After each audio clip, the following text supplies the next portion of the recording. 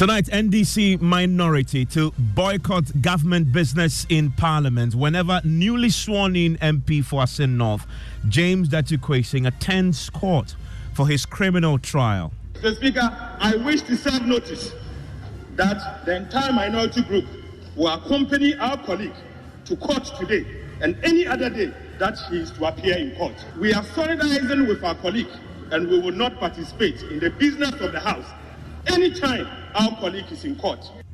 We have the latest from Parliament. On the day Mr. Quayson was sworn in as MP, we also tell you why the High Court today, hearing his criminal case, was forced to adjourn. And Top Story is always brought to you by Vodafone. My name is Evans Mensah. It is now official. NDC MPs will be boycotting government business for the rest of the time their colleague Gyakye Quason, MP for Asin North, remains on trial. Mr. Quayson was finally sworn in today, exactly a week after his overwhelming victory in the Asin North by-election. But he faces the real possibility of jail time if he's convicted of several criminal offences, including perjury. More on this shortly. But first, though, here is Speaker of Parliament Alban Bagbin swearing in the latest addition to Parliament, Mr. Quayson himself, on the day former President John Mahama led a high-powered NDC delegation to witness the ceremony. Take the oath of a member of Parliament. I, James Gyakye Quason, having been elected a member of Parliament, do in the name of the Almighty God swear. That I will bear true faith and allegiance. To the Republic of Ghana. As by law established. That I will uphold. Preserve. Protect. And defend the Constitution of the Republic of Ghana. And that I will faithfully and conscientiously discharge the duties of a member of Parliament. So help me God.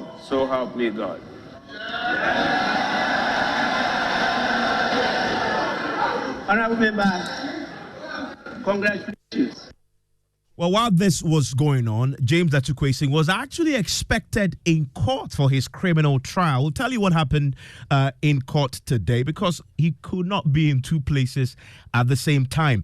This was an issue actually on the floor of Parliament today. The minority leader, Dr. Quayson, served the notice formally on the floor that henceforth they will be boycotting government business so long as their colleague remains on trial. Right, Honorable Speaker, I must commend our colleague, Mr. Quayson, for his courage and resilient spirit. He has prevailed in the face of persecution. I am aware that today he is due to appear in court, the Speaker, to defend the trumped-up charges against him. My message to him is to take solace in the good book, in Deuteronomy 31:6, which says, the Speaker, do not be afraid or terrified because of them. The Lord your God goes with you. He will never leave you nor forsake you. The Speaker, I wish to serve notice. The Speaker, I wish to serve notice that the entire minority group will accompany our colleague to court today and any other day that he is to appear in court. Mr. Speaker, we are solidarizing with our colleague and we will not participate in the business of the House anytime our colleague is in court, and we will be withdrawing from the chamber after this ceremony if the court processes indeed happens today. So, Speaker, amid persecution, cooperation will certainly suffer. So, Speaker, a word to a wise is in Asin North. A word to a wise is in Asin North. So, Speaker, let me use this opportunity to thank you once again for the opportunity. But let me also note that it is only until you swore him in that our colleague, Honorable James Gyakye Quason, swore the oath of allegiance, and not when he filed his nomination at the Electoral Commission. That should be noted by all stakeholders of state. Speaker, I urge the government to listen to the good people of Asen North and do the right thing. I urge you. Thank you, Mr. Speaker.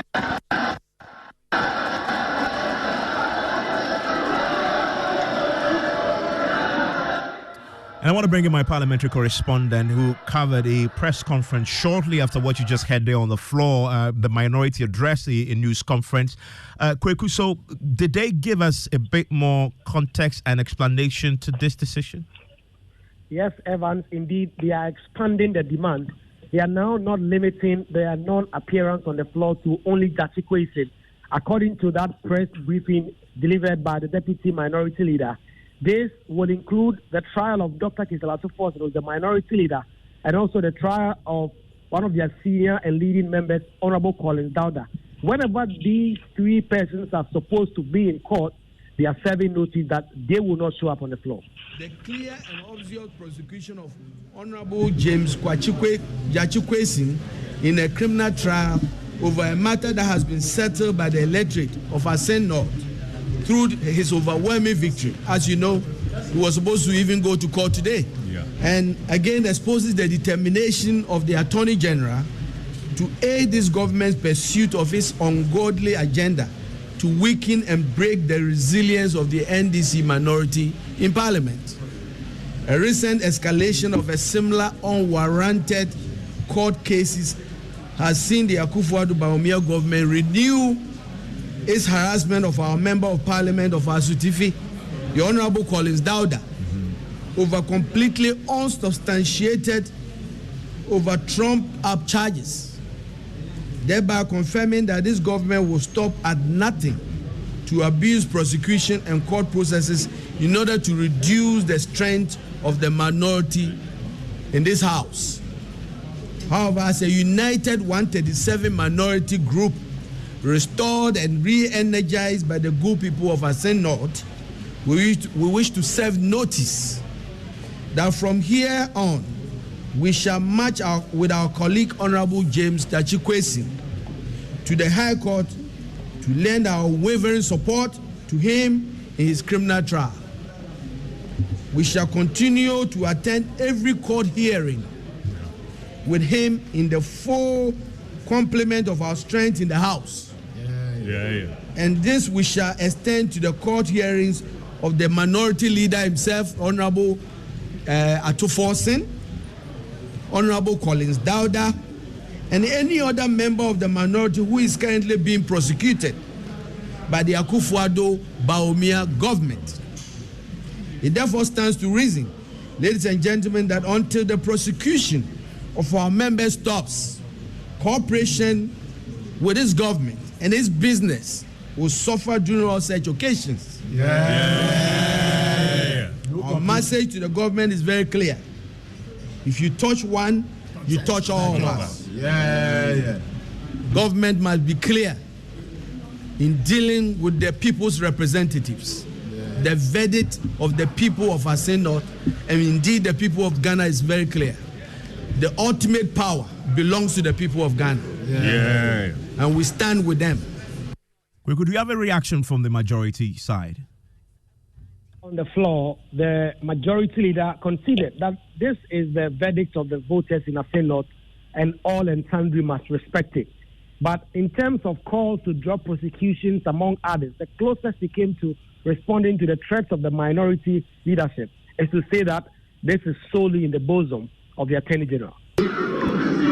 Is an enemy to him. We may disagree on a few things, but I believe that across the political divide, he made so many friends. But Mr. Speaker, I believe the NDC want to believe that what victory that our colleague has chalked, and indeed we must congratulate him. The NDC want to believe that this is a peak victory that would hurt the pride of the MPP, as the minority leader has alluded to. Of course, on the other hand, we, the parliamentary group of the MPP, also believe that this is a momentary victory of phantasmal character that certainly may not last. But, Mr. Speaker, that is the choice of the people of Asen North. And everybody must respect that whilst it lasts. The rest of it is in the hands of the Attorney General. Mr. Speaker, the rest of it, as we move from here, is in the hands of the Attorney General. Whilst he remains here, we can only embrace him as a member of Parliament, welcome him here to be part of the fraternity whilst it lasts.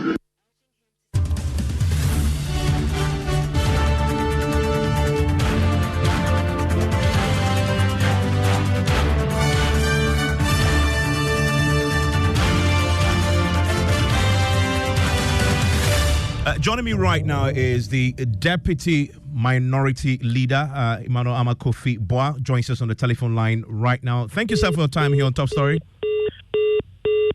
We may have lost him, but we've also been joined by the Deputy Chairman of the Finance Committee, Patrick Bama. Hello, Patrick Bama. Thanks for your time on Top Story. Oh, goodness, we may have lost both of them. We'll try and get them on the show so we can get some clarity on this decision. Because you remember, this is a case that's going to be heard on a daily basis. And my colleague, Kojo Nyako, was in court today. Kojo, whilst you were in court, Gyakye Quason was expected in the High Court, but it was also in Parliament. So what happened? Obviously, so it was indicated that he cannot be at two places in the court. At the same time, he was being sworn in Parliament. And so the first to speak was the lawyer for James Gyakye Quason, Chachu Chikata, and he prayed the court that they should grant Mr. James Gyakye Quason some time in order because he is on a national assignment. And this position was supported by the AG, Deputy Attorney General Alfred Chiayabua. And so the judge came in and said that, well, they've been served with notices from the Speaker of Parliament that Gyakye Quason is being sworn in today and thus will be unavailable in the court sitting. And I wonder what the post that you've been having interactions with both sides of the divide, both the prosecution and then the NDC side, and they came there heavily representing and in solidarity with Gyakye Quason, although he was in Parliament. What has the NDC side been saying to this? Well, so the Director of Legal, Ibrahim Amalba, was the first to speak with us. He indicated that they are not afraid of James Gyakye Quason's prosecution and that they are fully prepared to go throughout the trial. So we are going to argue the motion out. Don't forget that today will have been the arguments, but this has been adjourned to the sieve. We intend to put in a strong case. We are not afraid of the trial. What we don't want is for the state to use its might to re-rule the process so that our client will go to jail. We want the processes to be fair. We are not saying that we won't come and stand trial, but for the daily hearings, that is what we are against. And no criminal in this country, an accused person rather, has been brought to court every day. Why should he be Quayson? And so that's what we are against. Just a quick I think the Attorney General does not understand his role. His role as an Attorney General is to prosecute on behalf of the Republic. And the people of this country are the custodians of the sovereignty. So if a Ghanaian feels that it's a complete waste of time to continue prosecuting the MP-elects and voices out that the Attorney General should use his power of knowledge, I don't see anything wrong with that. We the people, it's not the Attorney General. We gave the Attorney General that power, and we are saying that exercises in this way, the Attorney General cannot be complaining. That power belongs to us. And so the Domahine was right and spot on. He got support from no less a person than a former Attorney General, Ayikwe Otu. And I think that this is how we should all look at it. I disagree with Senior Sam Okujeto, who thinks that his opinion is law. And for that matter, some people should be hauled to the General Legal Council. He himself, as he uses one finger to point at the Domahine, 5 are pointing at him. He has done more harm than good when this matter came to court. We'll hear from the Deputy Attorney General pretty shortly, but Amakofi Boa, the Deputy Minority Leader, is with us now on the phone. Hello, Mr. Amakofi Boa. Thanks for your time here on Top Story. Oh, thank you. Thank you. And good evening to your listeners. Great to have you. Your colleague and friend on the other side, Deputy Chair of the Finance Committee, Patrick Bama, will also join us. But I need to ask you first, we just had your explanation of the decision. How do you explain that position, though, in effect, to boycott parliamentary business as long as... I don't think that the word was to boycott parliament. Yeah, I mean, you're going to be... I think that what we said was that if you look at the long, concerted effort by this government, it started off when the speaker was being elected. Every attempt was made to make sure that Gyakye Quason was not part of parliament. They went all the way to basically ban him from sitting in the House, and ultimately, finally, removed him. Well, today, he triumphantly entered parliament, having been elected by his people and sworn in today. And it was obvious today, if you look at our standing orders 41, for anybody who was confused about the position we held. It was only when Gyakye Quason was sworn in today that he became a member of parliament. But substantively, I want to focus on the announcement that you will be solidarizing with him in court as long as he remains on trial. Not only him, but also with your minority leader and your other colleague, Collins Dada, who is on trial. In effect, that will take you out of parliament for a long time. In Gyakye Quason's case, on a daily basis, which means you're not going to be in the House. My question to you is, how do you explain that to your constituents who will be denied representation because you've chosen solidarity with your colleagues over them? I don't know whether you can hear me, but I can hear you. I think it's very, very clear that we wanted to make sure we stayed our position, that if this government continues the way they have been in attempting to basically coerce and use the power of the Attorney General to basically threaten us into somehow being afraid to do our work and represent our people, we will stand up to them. That's the point we are making. Yeah, and the point we are making is that, for example, we will not let the Attorney General simply go to court and just make a case that he wants members of parliament to report on a daily basis. When we have a responsibility to represent our people, we will fight that. And we have put this government on notice that if that is what they are going to do. I mean, can you explain to me why this government was so determined to get Gyakye Quason to court today on the day elected with his people when he's here to be sworn in? Can you explain to me why government goes back to constantly bring new charges on a case that is going nowhere with Honorable Collins Dada? On the other hand, can you explain why the leader of the minority is being harassed on a daily basis when, quite frankly, we know where this case is all about? It is very clear to us that this is all intended to basically make the minority in parliament weaker, so that we do not do our work in making sure that we can be a check on the government. We are saying that we will not be cajoled. We will stand up to this government, and if it means going with our members on a daily basis to parliament, we'll do. Of course, we will not discuss strategy in terms of how we ensure that the things that we have to do in the interest of people of Ghana are done. Those are strategy. But we want to make sure the government understands that we are not going to be bullied. So that means, in effect, and I come back to the question, your primary responsibility to represent your people, but you will be in court with your colleagues in solidarity. How do you explain that to your colleagues, to your constituents? I think we were very clear about that. I think if you look at the last 2 years, what we've done is to basically represent our people, to basically ensure that the government of Ghana runs, to cooperate with government as much as possible. But it is becoming very clear to us that this government is becoming very unreasonable, and they are becoming very unreasonable, and they think that the power that the people of Ghana have given them can simply be abused and be used to basically bully people who have been elected to represent them. And we are saying that will not happen. And that if this government thinks that they can bully us into basically being afraid, then they are wrong. And that we are going to stand up to them. That's what we are saying. You acknowledge, though, that this will, in effect, in the Gyakye Quason case at least, take you out of parliament for the rest of this meeting at least and beyond. Well, I think that I think that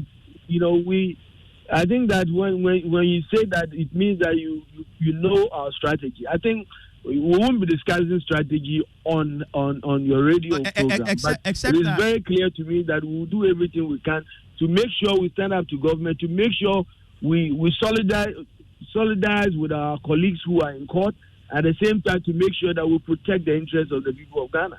Except that as far as strategy, the minority leader on the floor was very clear, unequivocal on this matter, that you withdraw and all of you will go in solidarity anytime he's in court. I mean, that is as plain as it gets, which means that you will not be... But I'm saying that there's a lot of strategies that we have in Parliament, and we don't intend to disclose that on the radio station. But clearly, the point must be made that we will stand by our members anytime they are unjustly being harassed by this government. I guess maybe I should ask for clarity. When you stated this on the floor as in the leadership, did you mean all 137 will go in and solidarize, or some will remain? I will be going into strategy, and I won't disclose that. But the point must be made that we will stand by our members anytime this government unjustly try to basically bully them into court.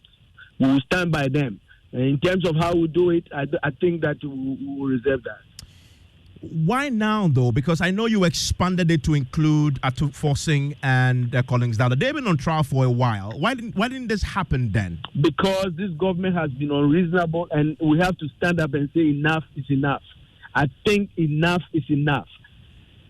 If you look at the long abuse of power by this government, if you look at how they have harassed our colleague, Honorable Gyakye Quason, and if you look at the length they've gone, the waste, money spent, our resources, and I think that the Honorable Minority Leader spoke about it. If you look at what went on in Asen North, it calls clearly for investigation on where all this money was brought from. But we are saying that a government that has gone to that length to try to remove one member of parliament that has failed miserably should have learned that enough is enough. But for the Attorney General, for example, to be coming up to say that they will continue to be pursuing prosecution, when in fact the whole purpose was to try to remove Gyakye Quason because what? And clearly the man has done everything by the book. And today the people of Asen North, I hope you listen to the chiefs and people of Asen North that all came to Accra to basically support him. We must respect the people who have the ultimate power, the people of Ghana. And they spoke loud and clear that when they give you power, don't abuse it in Accra. And we are saying that we will no longer allow this government to continue to be very abusive to people who have been elected to represent their people. We will stand up to them. I'm grateful. That is Amakofi Boahe, is a deputy minority leader in Parliament. And talking about this strategy announced on the floor today for the minority, and together as a collective, will be solidarizing with James Atu Quason anytime he's in court. Talking about that will mean, in effect, and Kojo is still with me, he was in court today, this will have to begin on Thursday. In fact, it was actually supposed to begin tomorrow, but Judge Chikata indicated that they had some processes to file at the Supreme Court in pursuit of the civil case. And so that is why they adjourned the case to the 6th, that is on Thursday. And we've heard the NDC's concerns about this daily trial. Today we heard from the Deputy Attorney General on the matter. What was his reaction? So he said that the Attorney General is unfazed with criticisms from all manner of quarters or something. So they have decided to protect the law. In fact, that is what they are there for. Yes, as we indicated in court, truly, Mr. Quayson is today on a national assignment. He's being sworn in. Unlike the other time that he said he was on national assignment, we disputed. We don't dispute it. Being a member of Parliament is a national assignment that he's undertaken. I think the judge also made it known to us that the Speaker of Parliament had written a letter to the court. We went through the letter and we have the considered view that the request for an adjournment is in the right direction. So that's how come we never oppose the request for an adjournment. Do you harbor any fears that this may become a norm in this particular trial? We hope it does not become a norm. You may be an MP, that's all right. But if you have a matter in court, it must also be in court. I want to bring in right now the Executive Director of the Africa Center for Parliamentary Affairs, is Dr. Rashid Draman, who joins us right now via Zoom. Doc, you just heard there the Deputy Minority Leader, and their strategy is very clear, as announced on the floor by the Minority Leader himself. This is an already divided Parliament. Now it's even gotten worse. You've been working with them to try and bridge the gap since we had a hung Parliament. What's your reaction to what we've just been hearing today? Yes, Evans, I think that this 8th Parliament doesn't cease to amaze me and amaze everybody. Right from day one, I think we saw this coming, and that is why, like you rightly said, we've been calling for some bridging of the gap, some consensus building. This strategy that has been announced today, I think is in their right as a minority group, to come up with all kinds of strategies to drive home their demands. But, Evans, I think they've been elected to do business for this country. Much as they would play the role of holding the government to account, you don't want a situation where this strategy would backfire. If all of them are going to go to court en masse, we are going to have a challenge in terms of having a quorum, for instance, in Parliament. And I don't know, whether, the Right Honorable Speaker can cite all the members of the minority caucus for, absenting themselves, and in that case, being in breach of one of their standing orders. You can boycott Parliament when maybe there is an issue on the floor of the House for which you disagree. Walkouts are normal, are part of parliamentary kind of strategies. But I don't know about going to court en masse and leaving the business of Parliament. So I think you pose the right question to the deputy leader in terms of are they all going to go there? And why now? Because their leader has been going to court for some time now. Why didn't they all collectively go to court if, that was a strategy that could work? So I think there are a lot of challenges regarding this strategy, and they might have to think about it carefully before, Ghanaians begin to get upset with the minority that they've been elected to do business for the country, and they are not in the House to do the business for which they've been elected. Beyond the concerns, I know you've expressed it. I know, to be honest, you've been in the heart of trying to negotiate a setting solution where they can collaborate and work closely. On the back of what had just happened, on the back of what the trials that is happening, should the majority side take a bit of responsibility in trying to reach out? What should happen now to get both sides to work? Because you have the mid-year budget review coming up that needs approval. In effect, if this goes through, the entire meeting of Parliament is crippled. Yeah, indeed. And that's why,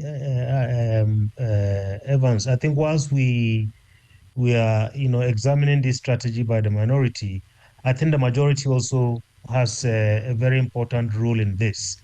At the end of the day, there's always going to be disagreements. Even in normal parliaments that are not hanged, there are always disagreements. And the only way out, I think in almost all instances, is for the two sides to sit down and talk. And what we are seeing is, rather than maybe the two sides coming together, I think we are seeing a parliament that is more and more divided. At the end of the day, I think if we are not careful, we are already in very serious difficulties as a country. This is going to further exacerbate our situation as a country, and Ghanaians are going to be angry with both the majority and the minority. So that's why I believe the leadership of Parliament, I think we need to sit and seriously look at some of these issues and try to find ways of making sure that, we don't have a crippled house. Otherwise, I think, we have elections just around the corner. And 2024 is not very far away, and many Ghanaians are going to remember this. I'm grateful, sir. Dr. Rashid Dramani there. Newsnight starts now.